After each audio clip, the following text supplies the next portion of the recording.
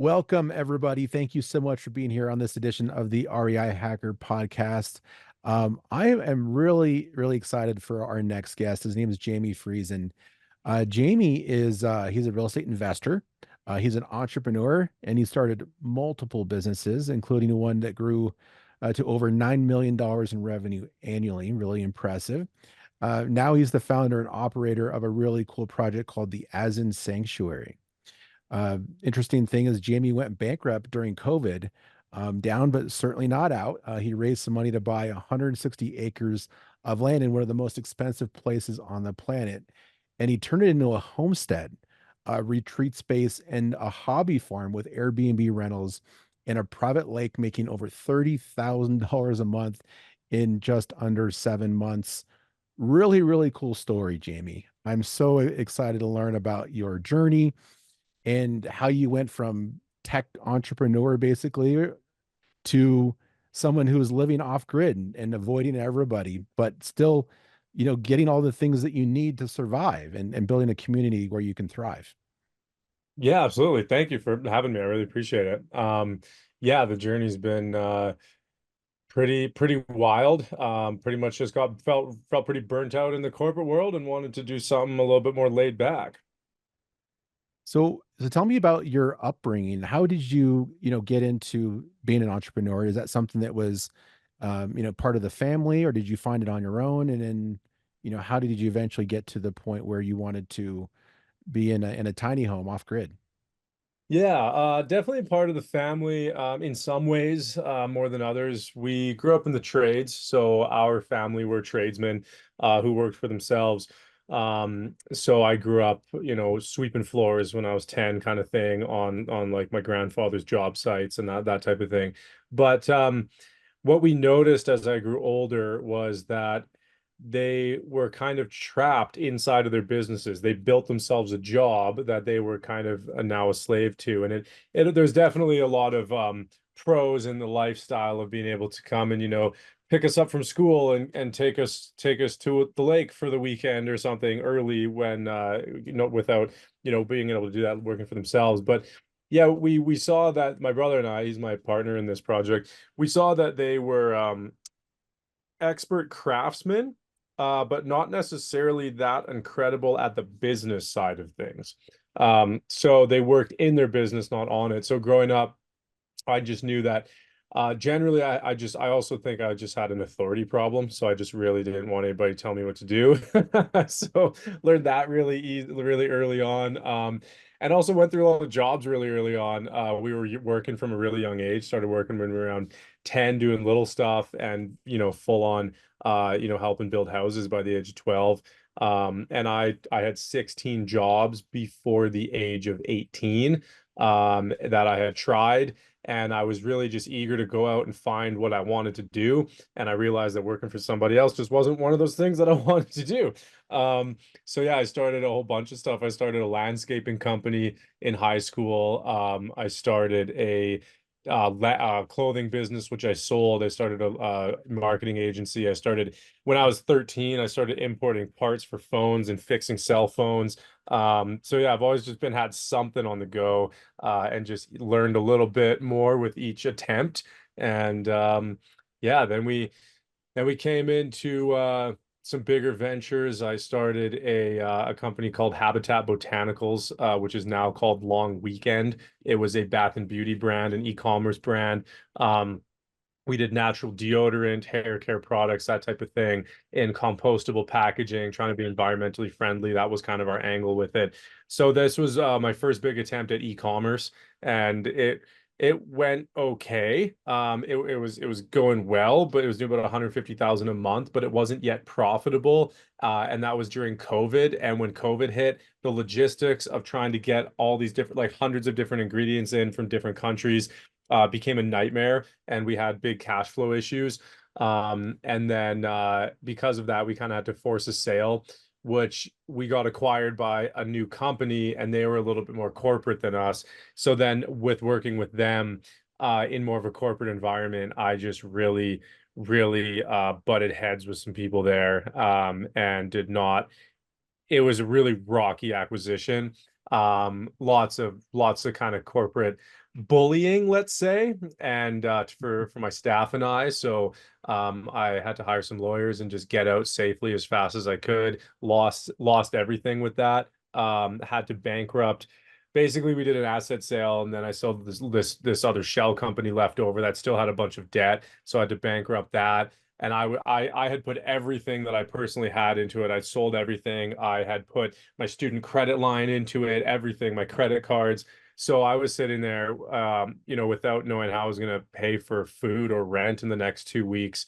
And I had, I was like $40,000 in credit card and credit line debt, and just sitting there. I had no idea what we were going to do. And yeah, I kind of did a bit of soul search and just figured, something I always wanted to do is just be closer to the land, to be able to grow some food, to be able to just relax, especially after such a crazy, chaotic period in my life. I just wanted something that was more passive than having to constantly be rushing around trying to do everything. And I think real estate offers that.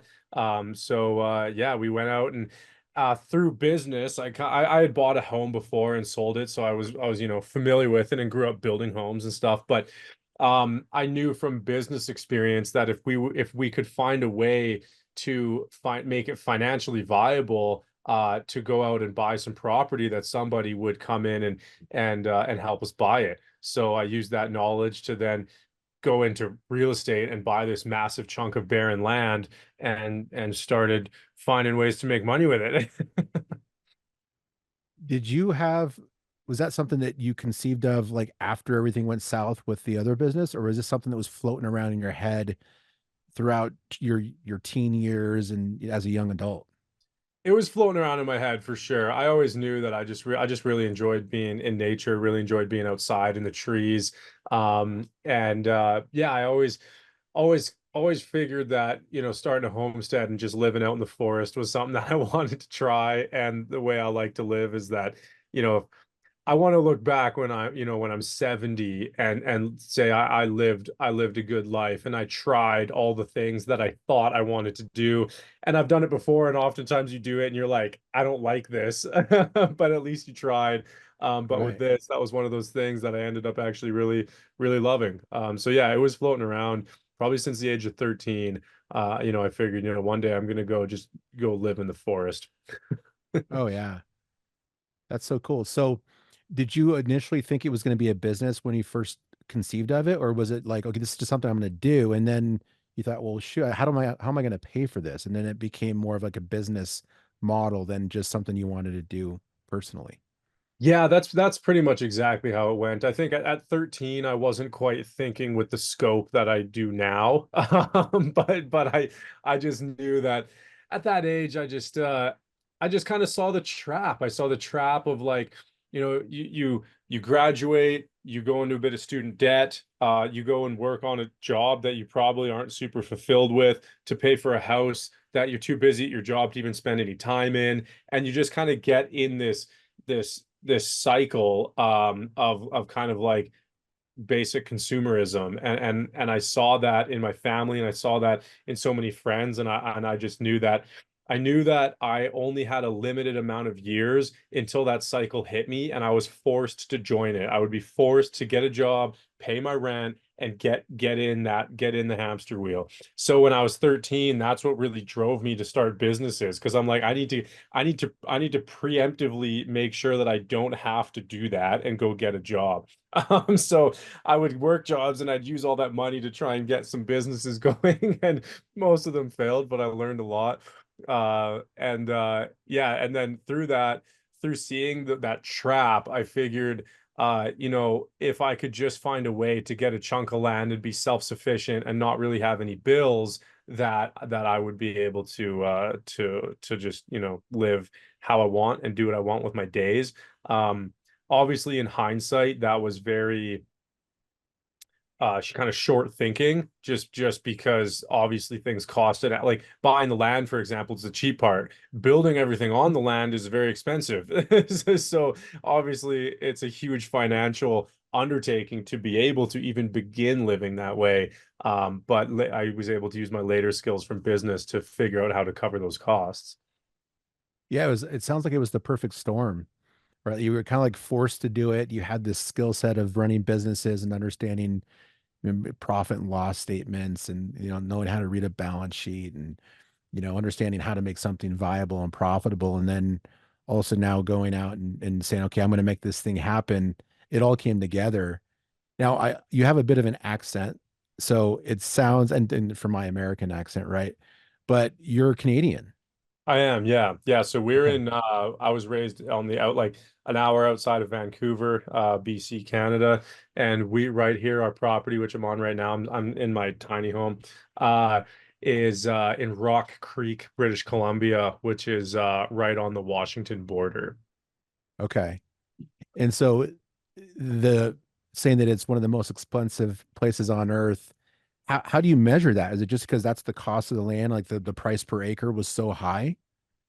Just the no, not with our not with our land particularly, just the area in general, like living in Mm, British Columbia in, like for example, like Vancouver rental prices are up there in like top 10 on the planet. They would be up there with like New York City, with what I imagine Miami would be like, places like I we have clients all over the world. So we have 8,500 plus clients in 21 plus countries right now. So it's been really cool to see different perspectives. And we have so many people who will come to us and be like, oh, I could never do this here. It's way too expensive. And I'm like, what's expensive? Because that is everybody's perspective is different. Some people think 100 grand is expensive. Other people think $10 million is expensive.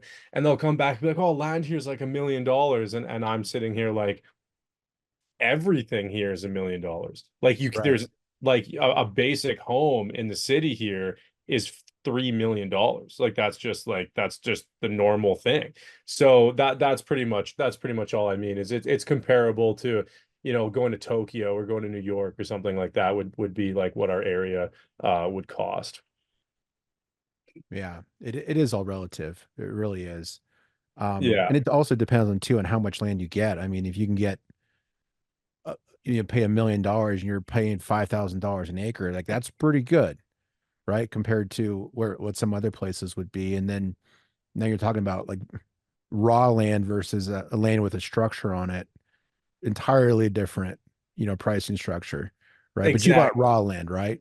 We bought Raw. So I kind of what I really love doing just career wise, but or in life really is finding loopholes. I love finding loopholes and figuring out how to get somewhere you want to go because it's so easy for people to sit back and be like, I can't afford that or I can't do that. And then they just never look. So what with our journey with real estate, we didn't have money.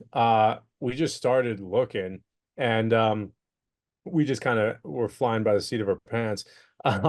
So we started looking for properties and I remember the first real estate agent we called, she picks up and she listens to what we want to do and what our budget is, which was very, very abysmal. And she basically said, you'll never find anything. And what trying to do is completely impossible and just hung up on us. And we're just like, oh, Wow. okay.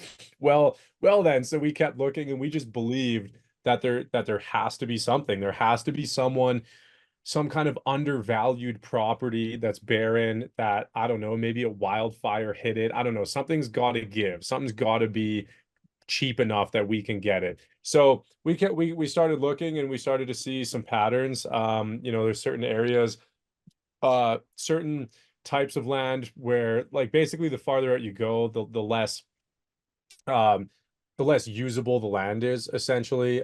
Different types of land zoning. We were looking at things in like the 10 to 40 acre mark, and we started to realize that you can actually pay the exact same amount for 10 to 40 acres closer to a city, or you can just go out an hour farther and you can pay the exact same amount, but you can get 160 acres instead of 10 to 40 acres.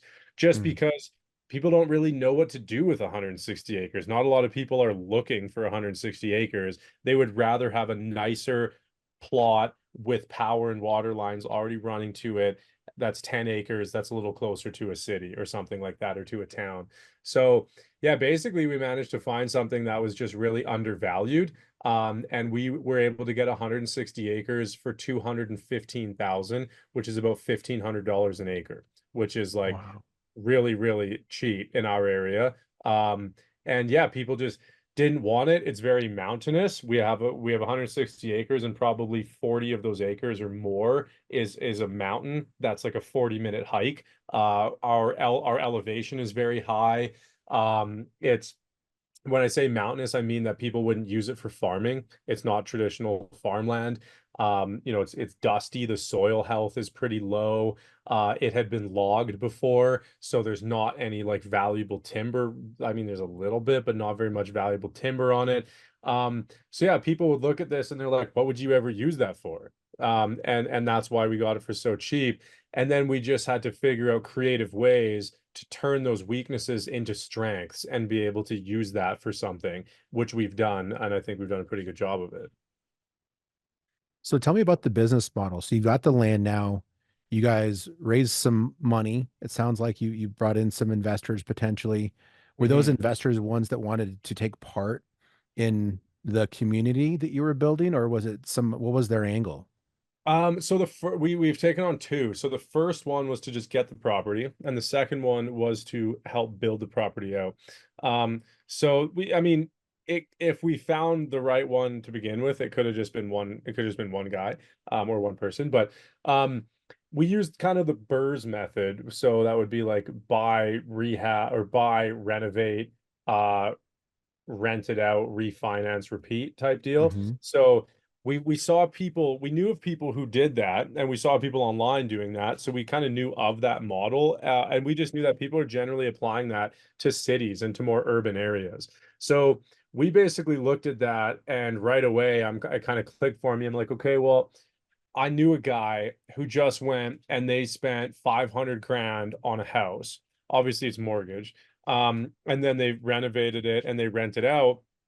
And this was in Alberta, province over, and they were probably renting it out for like 1,500 bucks kind of thing, and then they pay the mortgage with it, and they're maybe left over with like $500 a month is what they would. So I'm sitting here thinking, I'm like, they just bought property for 500 grand only to make $500 a month off of it.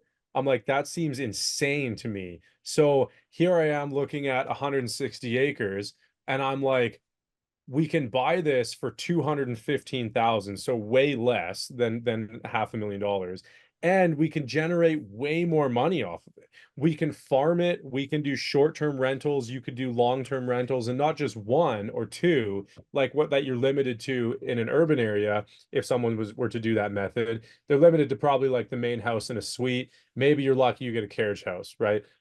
Whereas out here, I'm like, I could just have people come up here and park their tiny homes, and I could have 40 people paying me $1,000, maybe not 1,000, but like $700 a month. People pay that all day long. Or I could do Airbnbs, and I could build a dozen Airbnb stays and make, which is exactly how we got to $30,000 a month so quickly. So here I just saw that ratio of like lower input to get rural land and way higher output and way more diversified options for your output. So that's how we got into it. We used the BRRRR method to get somebody to come help us out with a down payment and co-sign for the mortgage, because my credit was also shot after I had to like bankrupt that other business and stuff. So they came in and did that. And then after that, uh, they then we brought somebody in who was more investor in the business. So we separated the land and the business. We had the land in one and the business in another corporate entity. And then that way this person just came into the business and they put money in, and then we used that for the infrastructure on the property to get more of the business side going. Wow. So I'm part of a couple different investment communities. And one of them that I'm part of, we just did a retreat up in Montana. And one of the things that we did while we were there, because we looked at a bunch of different, investment opportunities, it's networking, it's a community too. And RV parks is one of the things that a lot of people are interested in. So this isn't much different than an RV park model, except for you're not bringing in all the utilities, but you have all the lots. Like you have the places where they can park, and then there's got to be some sort of access to amenities and the benefit of being out there. Am I far off on that, or it sounds like a similar business model? Yeah, very similar business model. Yeah, pretty much. I mean, right, our whole business model right now is short-term rentals. But we have people living on site, but it's people who work for us. So it's our staff. So they live on site with their families, and that's kind of what creates the community side of it.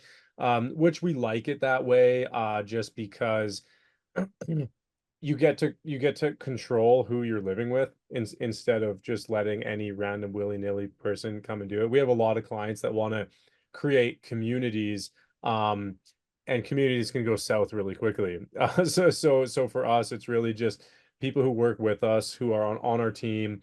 You have a project manager that runs the whole property. We have a caretaker that helps run it. Project manager does more of new initiatives, building new things, new infrastructure, that type of thing. Um, and because we want to do more, so we're building this team so we can buy more properties and continue doing this.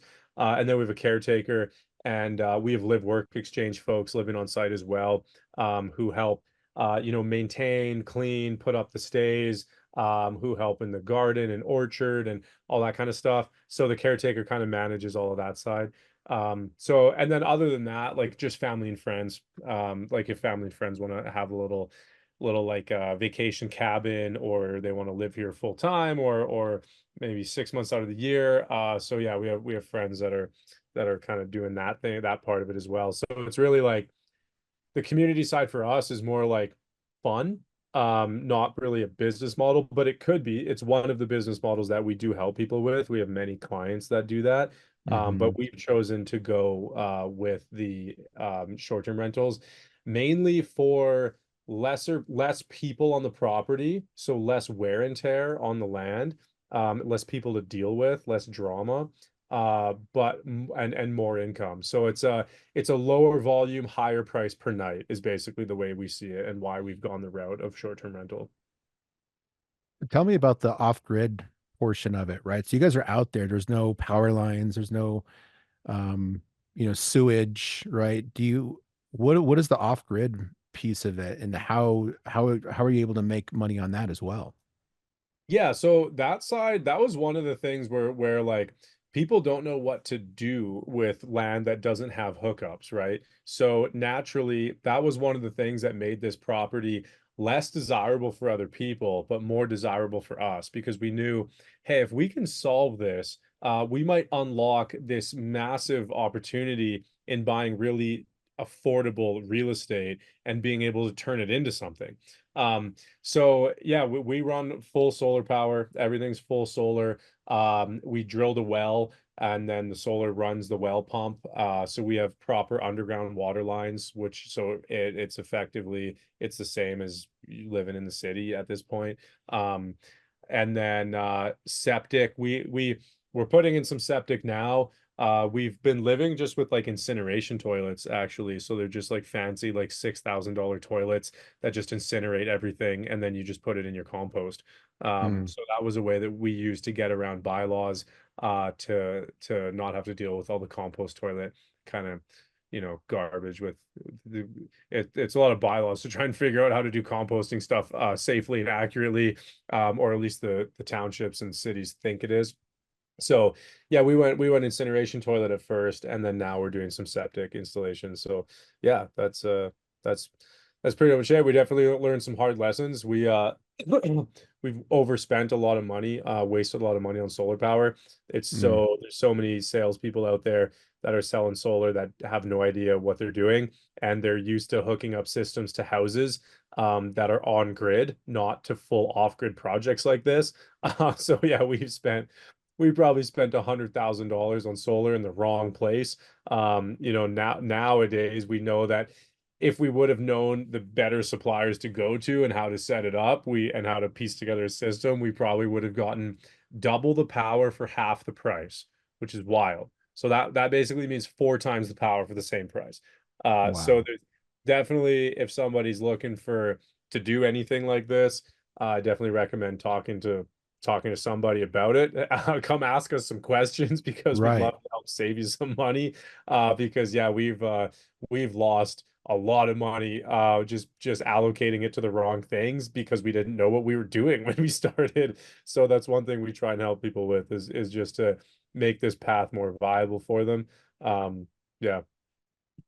So there's like a real range of what off grid really means. Like for some people, they think off grid is like, you're living in a yurt or a tent, but you can make it fairly luxurious, right? And make it almost like you're living in the city, but just there's just no tie-ins, right? So you're not bringing in electricity, but you're pulling power from the sun. And now you've even piped in water from your well to where it comes out of the faucet, right? And so it doesn't have to be completely like you're camping. You can make it as nice as you want within reason, right? Oh, for sure. Yeah. I mean, if you think about it, like at some point, everything was off grid. You're just making your own grid. So it can be the exact same. It can be as comfortable as you want it to be. Um, there's definitely like, we get a lot of people in our program that are interested that are kind of more of like the prepper mindset where they just want to go hike into the bush with a handsaw and just build a cabin kind of thing. Whereas like, Right. no, no, no. Like from the beginning, we knew that we planned to do this in a very modern way and to have all the creature comforts that you could ever imagine. We have clients that are living off grid and they have full on heated floors in their house. It can be as modern as you want it to be. So yeah, we like to do that and just keep it integrated with nature as much as possible. So yeah, there's definitely some things that some certain types of structures and certain types of buildings that are a little bit better for this type of lifestyle. Like coming up here in an RV would not be a good idea. We've had a couple people do that, and they just get our winters just absolutely kill it, and just ruin the entire unit. But yeah, I'm in a tiny house, so this is a fully custom tiny home. So like, full custom shower and bath. This is that incineration toilet, which Hmm. is like crazy expensive.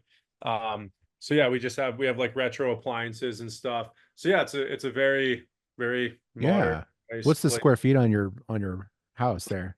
I think it's like 450 square feet. And then we're doing an add-on right now before winter. So we're gonna try and double the size of it basically and just do an add-on outside and enclose that. Yeah, so we started with tiny homes just because uh basically we figured let's finance tiny homes because they can get expensive to build and we didn't have the money up front. So our kind of plan with the tiny homes was that you can finance them for 10% down.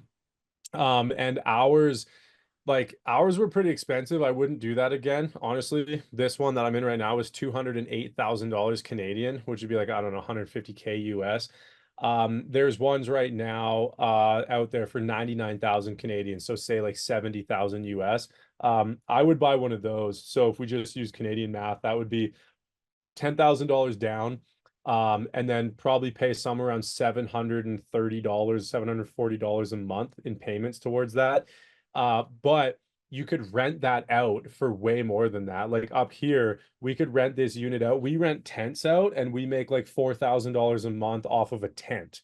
So we know that at the very minimum, we could make $4,000 a month off of a tiny home, which is way nicer than a tent, obviously. So, Right. so we figured the math on that would be like, even in ours right now, we pay 200 grand. We pay $1,450 a month for the financing, but we could rent them out for 4,000. So we got a $2,500 gap there, which is pretty sweet.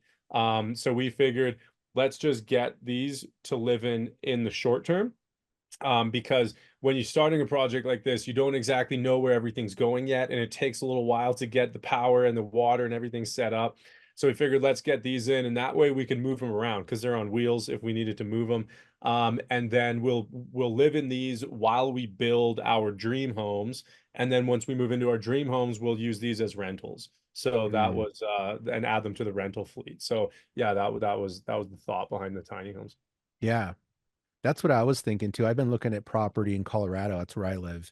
Oh yeah. And I went and looked at a couple different places, and I was thinking about the same model, like build a tiny home first, live in it, and then, get it sustainable. You get the well going and the solar set up, and then eventually once, more money comes in, or saving money to build the dream home, like you call it, then you could just upgrade, and then you got a place that you can, have for a family member or rent out. But I wasn't thinking at all about it being a business, which is why I think this is such an interesting case that you guys have designed, is that, you really can, with enough land, right? Like you need enough space between people to where they come up and they feel like they're off grid. They're not living in the city, right? Is that one of the things, Honestly, that's one of the challenges? no, not really. So for example, some people kind of like that, we kind of get that from two angles. Yeah, some people think that they need more space in order to give guests more space. Other people come at it from the angle of, I don't want people on my property, and I don't want to do that business model. I'd rather wait 50 years of trying to build it all myself by working a 9 to 5. Um, and my what basically we're on 160 acres, but how are you ever going to develop 160 acres? That's a massive amount of property to do everything with, or to do something with every square foot of that, right? So on Yeah. 160 acres, we've actually only really started developing about 15 acres of it, maybe 20 acres of it. So and we that's we generate the money off of that. We live on that. We have some animals on that. We're building an or we're put we started planting an orchard. We have a big market garden and stuff on that. So we're doing all of those things, all only on just like 10 to 12% of the acreage that we have. So like, I guess two things. One would be, if somebody's worried about not having enough space for themselves and they don't want people on their property, buy 100 acres, use 10 of it to generate income, and then you have 90 acres to yourself that you can do whatever you want with. Mm. And then coming from the other side, it's actually kind of the opposite. People like to be closer to like the main hub because they can actually get scared. Like guests will come out here and they'll be like, "Oh, this is like really far away from everything," because they're guests from the city because they're coming in to do glamping from off Airbnb and they've never been this far into the bush. So they can actually get kind of scared, and they actually appreciate being a little bit closer within eyesight of stuff. So um they don't need to be far apart. In fact, a lot of the time we think we think less about guest experience and more about our experience managing it and our team's experience managing it. So my advice with that is consolidate everything as much as possible. Mm. Uh, and spend more money and consolidate amenities. So for example, like when we started, we thought everything had to be far away from one another. We thought that each unit needed to have its own private sauna or hot tub. We were like catering to all the guests. We thought each unit needed its own bathroom. No, no, no. Just go and slap some tents down, put them 30 feet apart, leave some trees in between them, maybe 50 feet, 80 feet, doesn't matter. It doesn't have to be that much, but it could be as low as like 30, 40 feet. As long as there's like some trees between them, and then consolidate everything else. Have a central bathroom, have a central spa area if you're trying to get amenities to attract people in. We have a sauna, outdoor shower, cold plunges, that kind of thing. And yeah, everything that you do for amenities to attract people in, just consolidate it. As long as there's a photo and people have access to it. Our units have no kitchens. We have one central kitchen that everybody shares, with a couple fridges in it that everybody shares. And yeah, so it's just one little hub, and then a few tents around it, and good to go. You actually answered my question. Now, the next question was about food. So, are people out there, making food on a campfire? Or are they preparing food in the kitchen? Is it both? Like, how are they getting the sustenance, the water and the food, and to make this, enjoyable?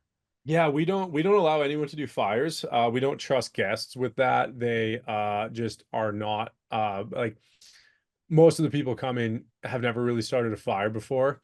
At least in a stove. Like we used to have wood stoves in like every tent to so that they could like have a warm time. But then it just ends up a headache, and people are calling you on the walkie-talkie like, "Hey, can someone help me light my fire?" It's like 9 p.m. I'm like, I'm going to bed. Right. So um yeah, we don't let people have any campfires either, just because of wildfires stuff, and like I just don't trust them. So we just put little propane fire pits at each site. So each tent has a little patio, and they just have a little propane fire pit that they do. It just simplifies everything. It's super easy for them, super Mhm. easy for us. And then for food, Right now, everybody brings their own food, so they just come up with a cooler type thing, and then we have like an outdoor kitchen. So it's you could do it however you want. You could just build a lean-to and put some barbecues under there and some fridges, and like that's good enough. And like build some countertops out of some, like we mill our own wood, so we'll down a tree and just mill a countertop, and boom, just there you go. Can be really rustic. It doesn't have to be anything crazy. What we ended up doing was getting two shipping containers, and then we just put a tent between it, and then we just have a platform inside of that. So the tent, the shipping containers, we use one as our like mechanical room, and then the other as storage, and then in between we have barbecue. We have like a griddle. We have a like rustic picnic tables with a chandelier coming down. We have a little gym set up, just a rack with some weights, and then we have a sectional couch with a fire pit in it, to just like a lounge area. So they just come in and they have spot in the fridge, and they just cook up their own stuff.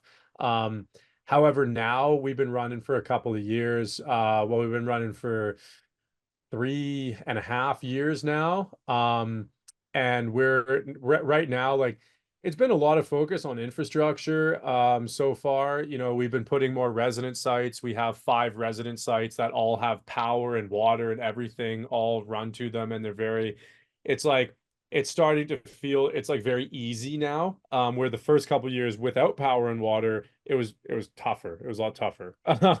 Whereas now everything's systemized. So with that, now that infrastructure, that basic infrastructure is kind of done, now we're actually starting to sell some food. So we'll have a separate fridge, and we actually just a week ago started to set up the payment system so that people can come and they can buy a steak, and they can buy some kombucha or whatever it is that they want with their meal, some fresh vegetables from the garden, and they can just come up here and cook themselves. And the next iteration, which I think we'll get to in a year or two, is going to be having a small restaurant. There's already so much there's already like the staff here. It would already be a really nice idea and actually make more economical sense to have a live work exchange person come in and actually cook meals for everybody on site, Yeah. because right now everybody's taking breaks and trying to go and do this or that, to make all their food, and they take an hour and a half off in the middle of the day to do it all. So if we're going to get a cook, we may as well just have a menu item, and then have them have the ability to cook for guests as well. So yeah, we envision a farm to table restaurant on the property as well, and we'll work our way up. The first stage would be like get a food truck or food trailer up here and put a patio outside of it and have a really small menu, good to go. And Yeah. then, in the future, once the orchard's up, and once, we got cows coming in this year, so next year we'll have our own beef. Then we can build like a real 5-star restaurant eventually, would be the goal. That's like the 5-year vision. That's cool. That's really exciting. How seasonal is it, right? I imagine you guys have some pretty rough winters up there. It's super seasonal right now because all we're really offering is tents. One sec, just plugging my laptop in. So what we're doing right now is starting to build some insulated units. So we have a couple of things we're working on right now.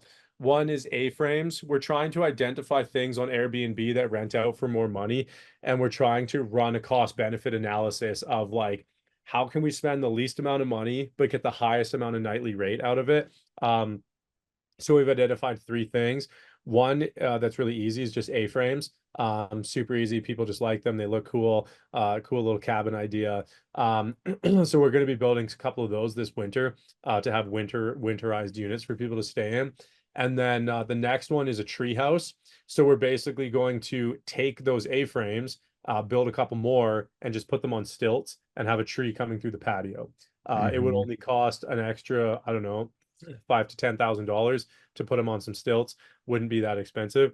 And tree houses like that are renting out for like $400 or $500 a night, with like crazy booking rates. And the third one is hobbit homes. So just build a little spot and then cover it in some soil and throw some grass on top. There's one near us about 30 minutes away. It books out $600 a night, and it's booked out for 6 months straight with like a 98% occupancy rate. It's insane. So they're doing Wow. $120,000-$130,000 a year off of one rental unit. So we're looking to try and execute that. Could you build one of those into like where you got some hills, so you don't have to go as far down, but you go more into the hill?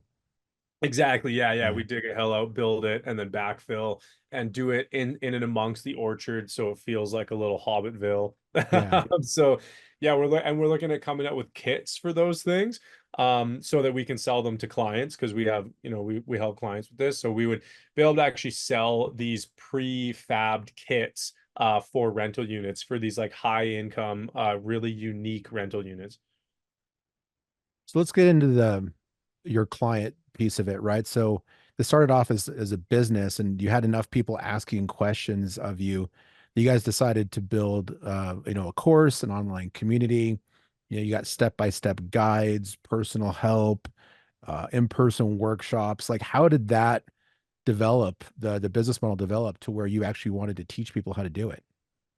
Yeah, honestly, we never thought we were going to, because we just moved out here and I legitimately thought that I was going to retire. I said I'm going to get a couple of things up on Airbnb, and then I'm going to retire and just spend my afternoons reading books and having naps and playing guitar and not have to do business anymore.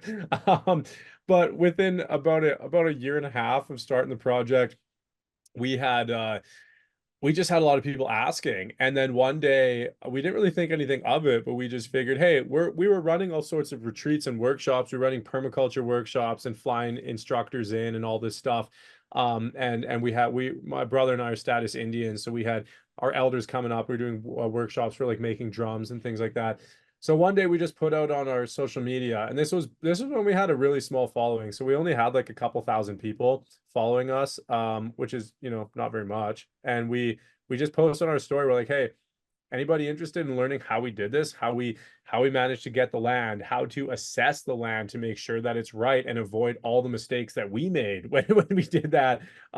What infrastructure you need, in what order, how much it should cost, what suppliers to go to, how to generate income on the property, how to, plan with permaculture design in a way that's in alignment with nature, that's going to benefit your soil and your environment and your tree growth and your animals, how to grow your food, all that stuff.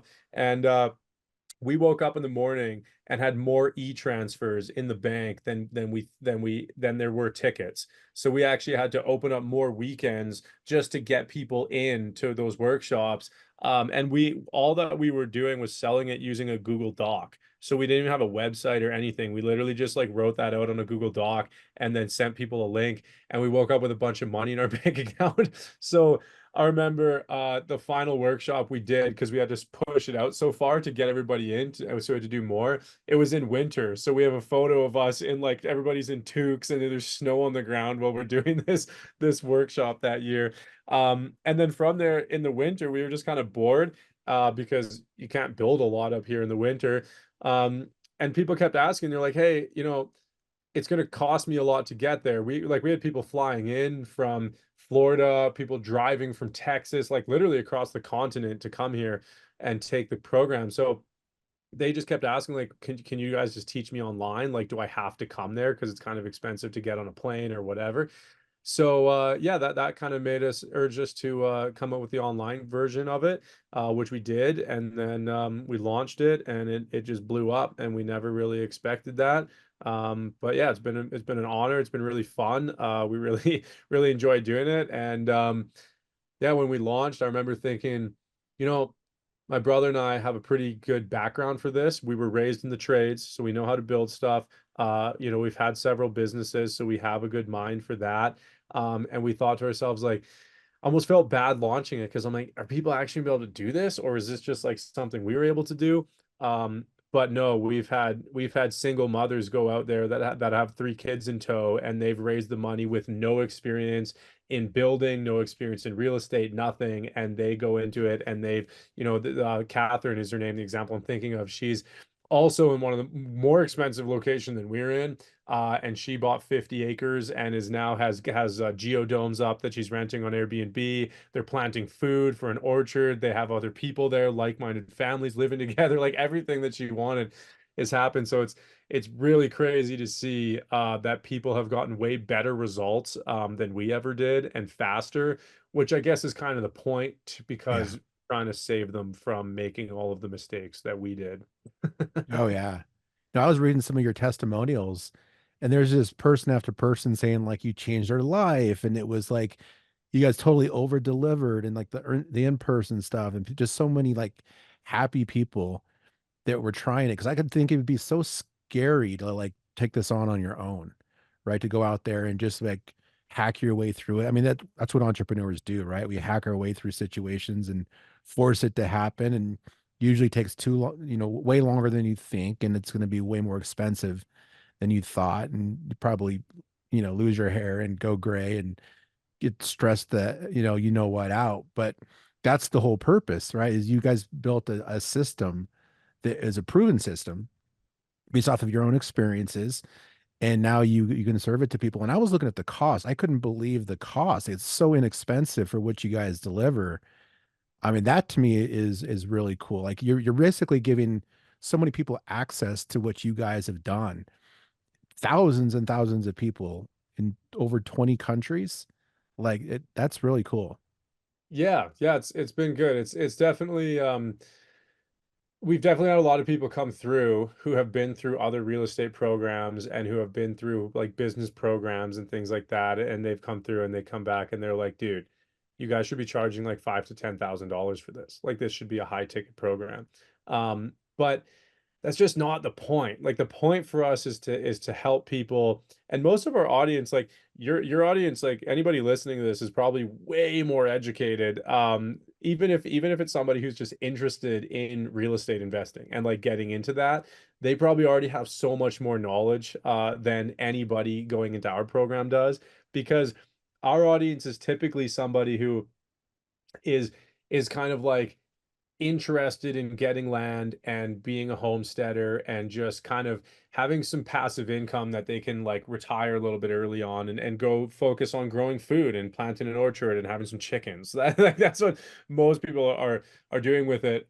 So for somebody to like with your audience's background to come into this, I think they'd already have a big upper hand for it. And not to say that like it can still take people really far. Like we had one of our testimonials, Jonathan, he's raised over 5 million to go buy acreage in Costa Rica and build a full-fledged retreat center and community, and like it's gorgeous. And we have people doing like five-star stuff, raising well into the millions that are doing like incredible things and doing it more specifically from a real estate investment perspective and more from a business perspective as well. So yeah, it's been really really an honor to just get to work with people across the board and get to see really cool stuff come to life. Oh yeah. What's one of the things that you were really surprised about through this journey? Something that you just didn't expect, or something that was like, oh my God, this is so cool. Any like cool things that you just discovered along the way? Yeah, I can speak to a couple things just in the different areas of it. One, just on the land side, I think really just it was really obvious to, that we're like, it's easy to go into a project like this and think like, okay, we're gonna need somebody who really knows the land and can look at it like a permaculture consultant. We're gonna need somebody who, I don't know, can build things. But there are a couple positions that and skill sets that we didn't really think of that were going to be a lot more mandatory. One of them is just people good with machinery. If your machines die out here, you die. You're gonna probably need some piece of machinery, and if you know how to fix them, that's even better. Or get a guy that does. Marketing, being able to get your voice out there, get your voice heard. That was also a really big one. Um, for me also just there were so many surprising things working so closely with nature. Mother Nature kicked our asses many times, like to the full point of retreat.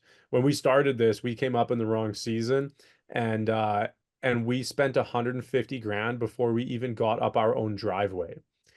because the winters just pushed us out, and we fought tooth and nail and bought very expensive machines to try and fight back and try and get up here and get started. And no, sometimes there's no beating it.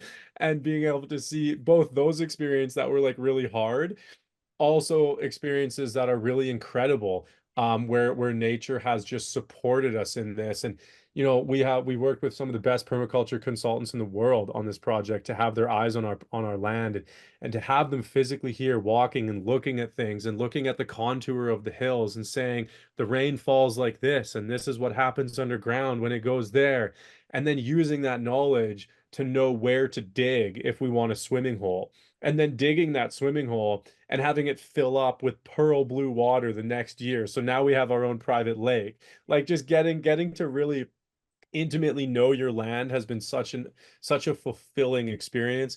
Um, yeah, I think that's been some of the best on the land side. And of course, there's been many unexpected things on the online side, just with the teaching and stuff side. And I think with that, it's just the sense of community that it's brought. Really great people, all just people with that are very like-minded, and people with really good intentions, and people that help each other and help us. Like, it's very much like, yeah, come into our program and we're going to give you everything that we've learned and the mistakes that we've made. But you're also getting an army of thousands of people that have been out here doing this and in different areas all over the world. And they're going to give you all of their experience and what didn't work and what did work for them as well. And that has just built like such a strong foundation, and just really supportive, because like any journey that's worth doing, it can be tough sometimes. Oh yeah. I can imagine that the problems that Jonathan's going to encounter in Costa Rica is going to be completely different than what you guys are encountering up in Canada, right? The tropicalness, the different wildlife, different plants. You got storms and other things that you have to deal with, not snow. I'm sure that's been pretty interesting too. Yeah, the snow is, I mean, I like it. Like, if you look at a place like Seattle, or Vancouver, they just get a lot of rain, right? Like, their winters are like just a ton of rain. So it's very gloomy. Whereas up here, we get snow. So yeah, we get snow, but we get sun. So that's Yeah. actually nicer than the gloominess. So we have ponds and we skate on the pond, and we have saunas and we sit in the sauna after. So, like, we go snowboarding. We can snowboard and ski down our own mountain some years if there's enough snow. So Cool. it's fun. The kids sled down the mountain and stuff. It's still a lot of fun to be had. And the point of it for us was also just to live with the seasons. We don't have to be go go go all year round. The winter can be a time to settle down and just hunker in and just sleep a little longer and read some books and just start to like really take it easy, and get a little bit out of the whole like feeling of being in the rushed rat race of constantly having to go, go, go. And yeah, it's been a really cool experience to yeah, wake up and get the wood stove going every morning. And you're always reminded that you are a part of nature, whether it's the cold that you wake up to or whether it's the heat from the fire. It's been a really fulfilling time. That's amazing. I love what you're doing out there, man. And for anybody who's watching, who's interested in, working with you guys, maybe getting a little bit of advice, where can they go and find you? Yeah, our Instagram, Living the Off-Grid Dream, on Instagram or Facebook, or Living the Off-Grid Dream, .com/home, will be our opt-in page. Really great. We have a program. The program's like $300, 297 to get into, lifetime access to it. And then we have community groups as well. We have full business plan packages that we've built, and those are the things that we've used to get funded. So they're pre-filled out. So if you're looking to, raise money and that type of thing, you can just take that, put your name on it, make some tweaks to your project, and you're ready to rock. We've also accumulated an investment network, and some done for you options for us to actually surface your projects out to investors to help you get funded faster and make those introductions to start networking. So yeah, very supportive, just trying to do everything we can to help people do this. And if you aren't ready to get into any of that yet, a really good free resource is just joining our email list. So if you find us somewhere on social media, And then go click any link. You'll find a way to put your email in. And yeah, if you do that, then you'll hear from me. I write to the list a couple times a week with I try to do really actionable, valuable information. It's not just a bunch of random gibberish. It's things that can actually help you, get out there and do this. So if you find value in that and you like it, then we can go from there. Awesome. Well, Jaymie, thanks so much for sharing your story and telling us about this amazing life that you guys have created for yourselves and for over 8,000 people in the world, and creating this off-grid dream that so many people talk about. And it's not as weird as what people think it is. This is a legitimate business where you can go and you can create your own environment and make it what you want to be, and live happily ever after. Yeah, yeah, that's the goal. Yeah, for some people that might be a little community. Maybe it's a family compound with your friends. Maybe it's a hobby farm. Whatever it is. There's so many different avenues and ways to get there, and we've built our program to be able to help you plot the path that's unique to you. So yeah, we'd love to help people get there and love to see it. That's the reason we keep going. Awesome, Jaymie. Well, thanks again for being here. And for everybody that's listening, thank you so much for checking out this edition of the REI Hacker Podcast. And we had this amazing guest, Jaymie Friesen, join us from Canada. And go check out his information. Take a look at his websites, his social media, follow him. I checked out his Instagram, got some really cool content he's posting there. And keep an eye out for future editions of the podcast. We'll be bringing really cool guests who are doing cool things in entrepreneurship and business and real estate investing. And we'll see you next time. Thanks so much for listening. That's a wrap on today's Real Estate Revelations. Thank you for tuning into the REI Hacker Podcast. Remember, every property has a story, and every deal is a lesson. Until next time, keep hacking the real estate world.